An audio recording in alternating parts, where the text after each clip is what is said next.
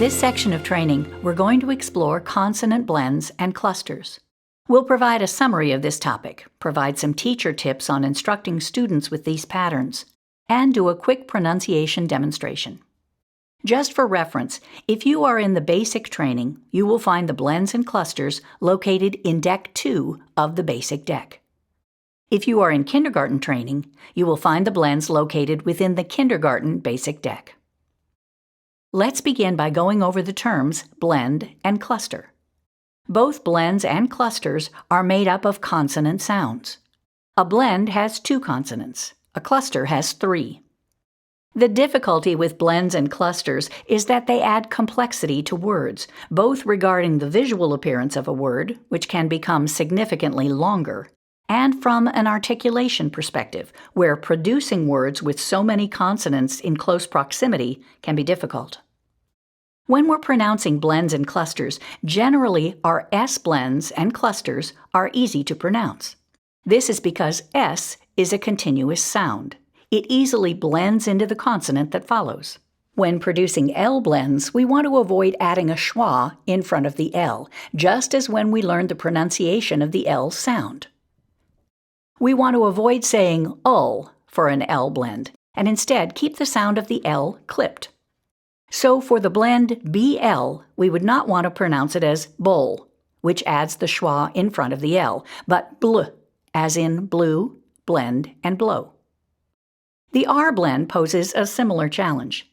We want to avoid saying which is reserved for the ER, IR, and UR patterns. For our R blends, instead, we want that clipped R sound of R. So for instance, FR would not be fur, instead it would be fr, as in fresh, friend, and free. Pronunciation of blends and clusters. First thing before we get started, I want to point out that I've taken Deck 2 and reorganized it to help us work through our sounds. I have taken the S blends and put them together. Typically when we talk about S blends, that's the first letter in the blend. Then I've taken our L blends and put them together, and typically the L is the second letter in our blend. I've grouped together our R blends. Typically the R is in the second position.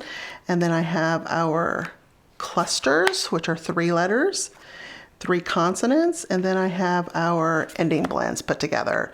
Just to point out that your Deck 2 is going to look a little different than mine. So working through our sounds, I want to start with our S blends. What we'll do is work through and I'll model these sounds. It may be helpful to listen to them first and then go back and replay the video and compare your sounds to mine. So we'll start out with our S blends.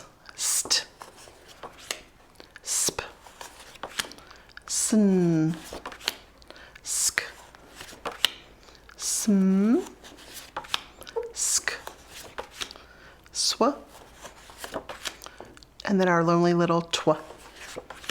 Then we begin our L blends. What we want to think about when pronouncing our L, we want to avoid sticking that schwa in front of the letter L. So I'm not wanting to say bull, I'm wanting to say blah, and keeping it nice and clipped. For comparison, we're not going to say bull, we're going to say blah. And so that'll help us with the rest of our L blends. This one is blah, plah, glah, flah, sla, cla. And then we get into our R blends.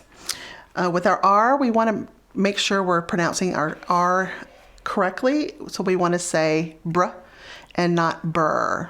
So again, for comparison, we don't want to say burr. We want to say bruh, like in brush or brick or bread or bring. So bruh. And then continuing with our R blends, tra, cra, pra, fra, dra, gra. And then we get into our clusters. For generalization, our clusters contain 3 consonants. However, we also have clusters that contain a digraph along with the consonants. We just keep them together as clusters just for generalization. So our pronunciation, stra, shra, squa, spra, spla, scra, thra. And then we come to our ending blends. We do have one ending cluster. This is pronounced nch.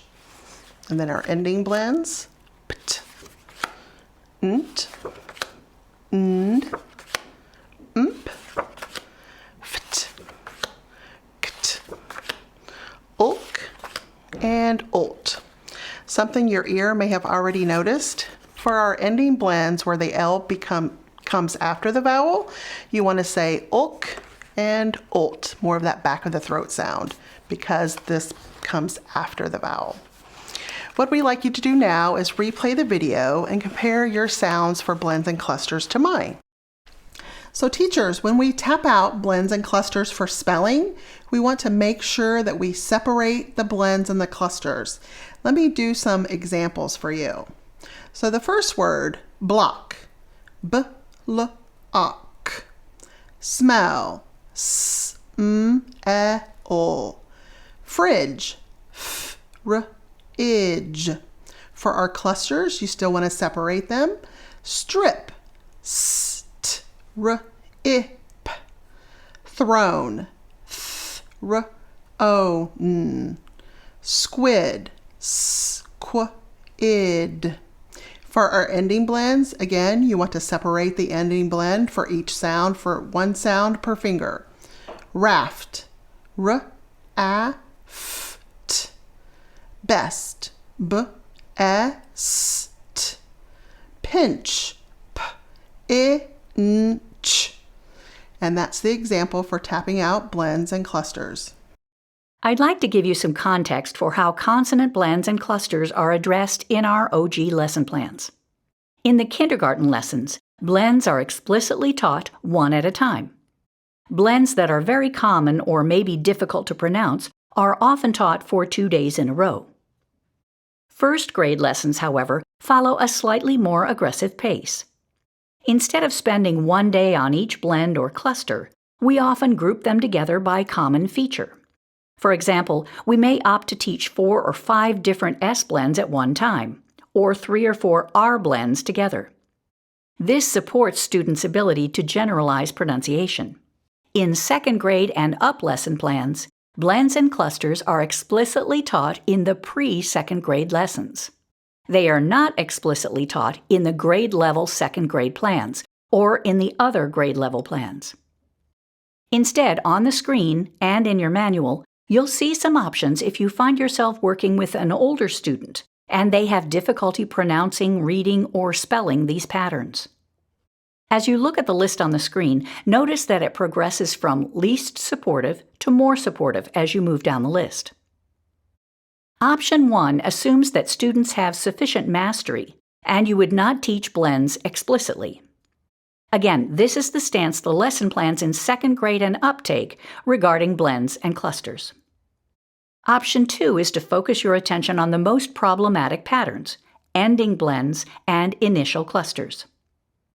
Option 3 teaches the concept of a blend and cluster, explaining to students that they're made up of consonant patterns and that they're tightly welded together. You would then teach all the initial blends together, all the initial clusters together, and then all the final blends together. Option 4 is yet more supportive. This one mimics the procedure that we followed in the pronunciation video. This would involve teaching all the S blends as a group, then all the L blends together, next the R blends together, then the initial clusters, and finally, teaching the ending blends. Oftentimes, in working with blends and clusters, we must provide some additional supports for students to decode and encode words correctly. In reading word lists, we encourage students to keep the blends and clusters together. Looking at the example on your screen with the word stop, we might highlight or underline that initial blend ST and remind students to keep it together saying st as they decode the word. That is preferred over sounding out those 2 consonants individually. When we do that segmentation during reading, students often end up inserting a schwa between the 2 consonants. Instead of getting st, a, p, they get s, p. And it's harder to put that word back together. So keeping blends and clusters together during decoding is preferred. We take the opposite perspective when it comes to spelling. In spelling, we encourage pulling the blends and clusters apart. Why?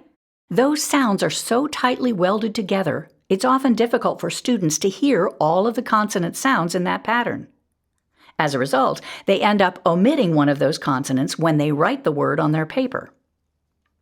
Thinking back to our exercises for phoneme segmentation and fingerspelling, we would have the students fingerspell or tap out these words, pulling each of those blends and clusters apart, dedicating one finger for each of those consonant sounds. Sticking with our example, stop. If we were going to spell the word, I'd say the word stop. Students would repeat the word stop, and then we would tap it out, putting each of those sounds on one finger. Tapping it out would sound like s, t, a, p.